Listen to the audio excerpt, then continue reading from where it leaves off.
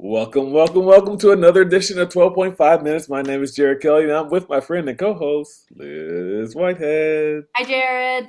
Another episode of 12.5 Minutes, and we are ready to jump right into crazy, scary, genius, and hilarious. Let's get it started. Let's do it. Well, I can say these two words and you'll already know that we're starting with crazy. So Joe Rogan recently Oh, recently mentioned, I mean, I know we don't really usually talk about stuff like this, but it was so wild to me. I had to bring it up. So Joe Rogan said that Jesus could come back as an AI bot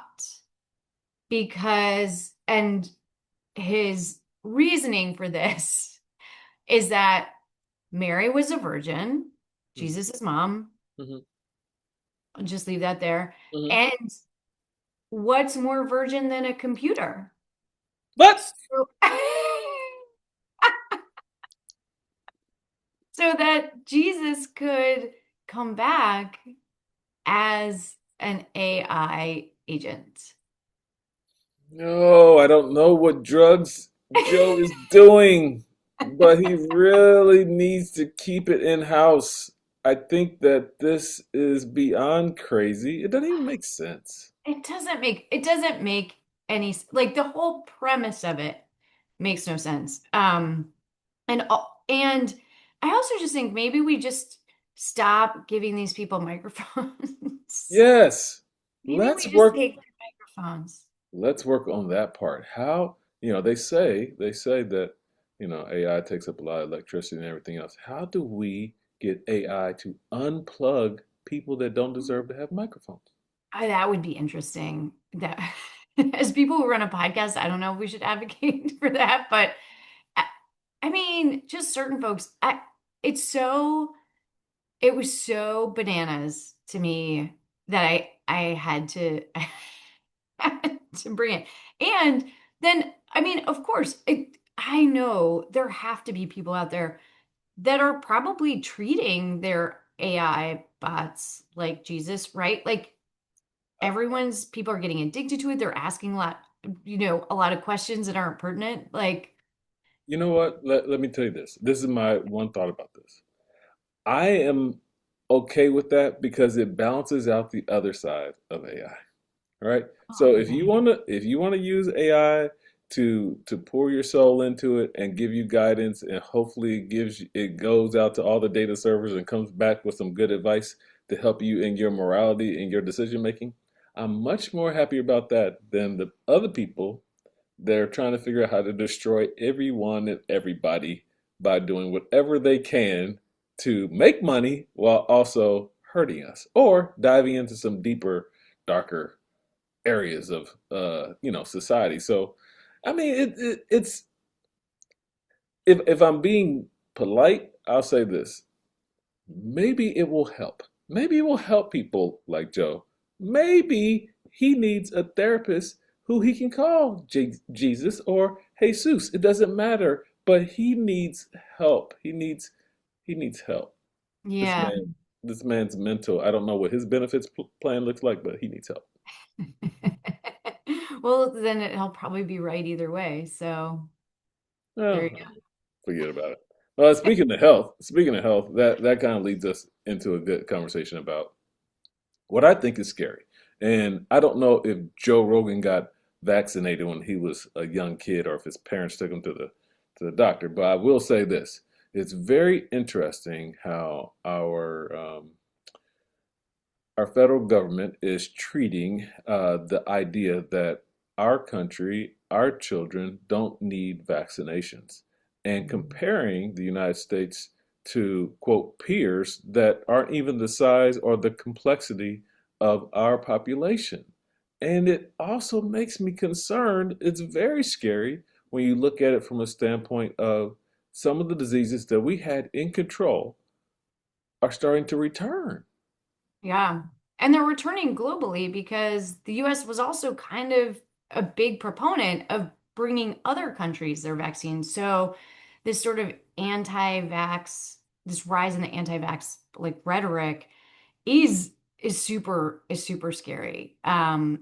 If especially when you think about how our country relates to those other countries that we're emulating, Right. right? Like if you look like Denmark, okay, they're like, we're not going to give babies hepatitis B anymore.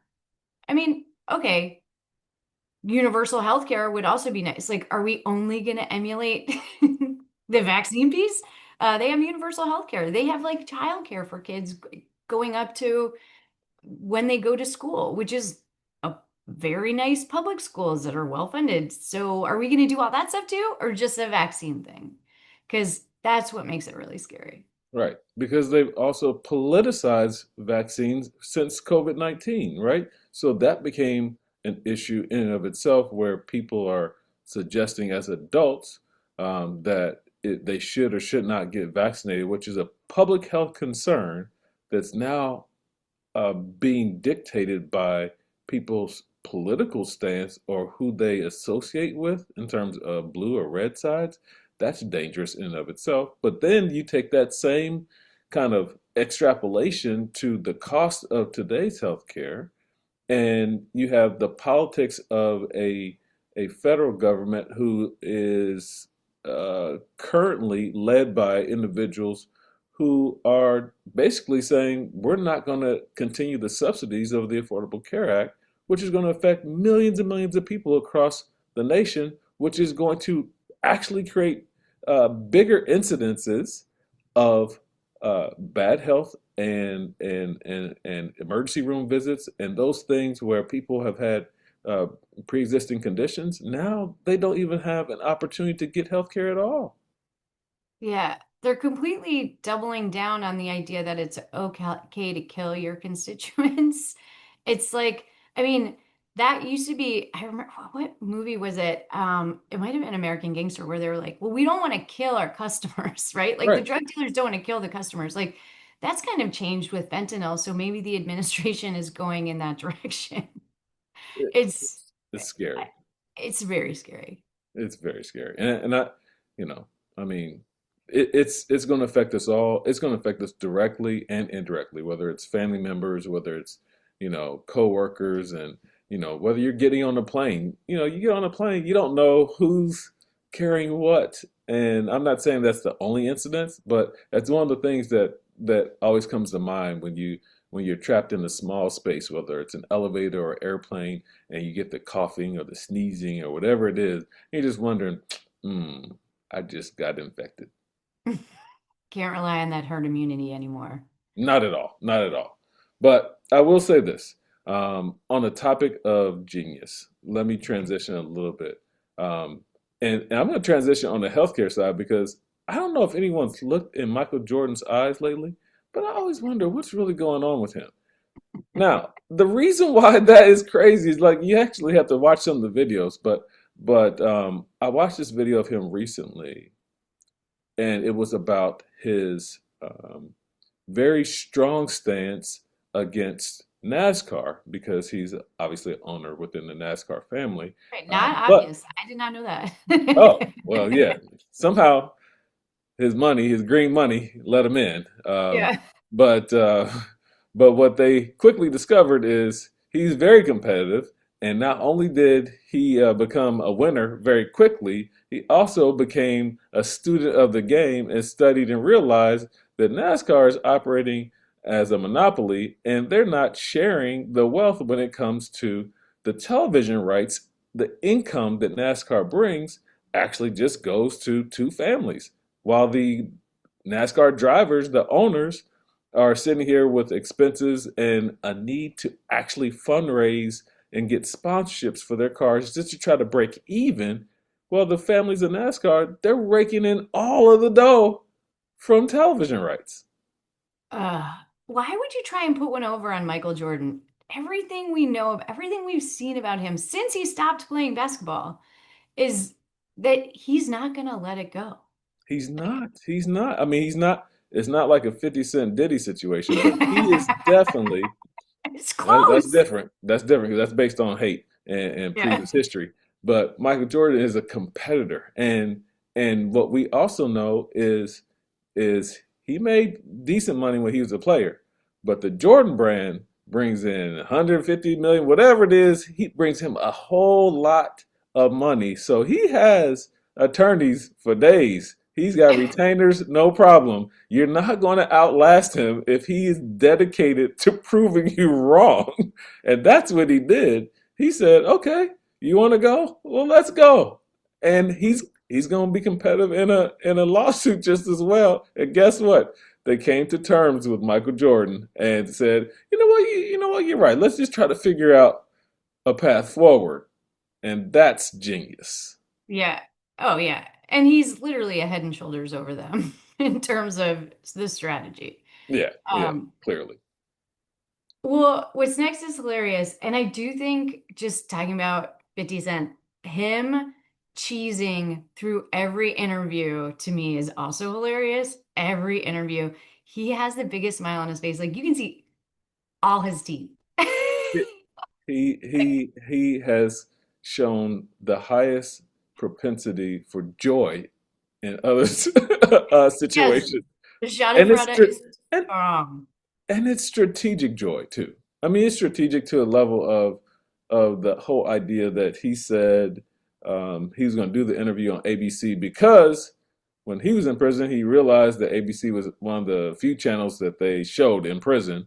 So he's like making sure that those individuals who might be incarcerated, no one named in particular, might be able to see my cheesy face as I talk about my new documentary that I've been working on for 10 years. Oh my gosh.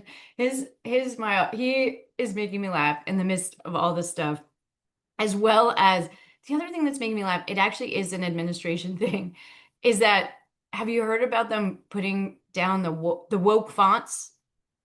What? Font, like the type, like Arial Typeface. We're talking typeface, like typeface. what we use Yes. on the creative side at CI Media Group. You're talking about fonts being Fonts. categorized as woke. That's what you're saying. Yes. Yes. The administration, Marco Rubio put out a statement. I mean, these are like grown people in suits, like with jobs, allegedly, that are saying, we're not going to use Calibri anymore. The Biden administration apparently switched to it as an official font because it's easier for people with vision problems to read.